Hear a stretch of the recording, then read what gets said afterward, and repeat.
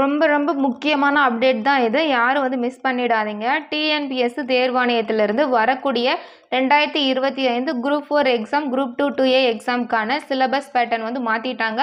New syllabus கொடுத்துருக்காங்க சரிங்களா. Full details link வந்து நான் வந்து கொடுக்குறேன். அதில் போய் செக் பண்ணிக்கோங்க. அதே மாதிரி பார்த்தீங்கன்னா part A, part B, part C அப்படின்னு சொல்லி கொடுத்து பார்ட் சியில் வந்து நமக்கு வந்து தமிழ் கொடுத்துருக்காங்க.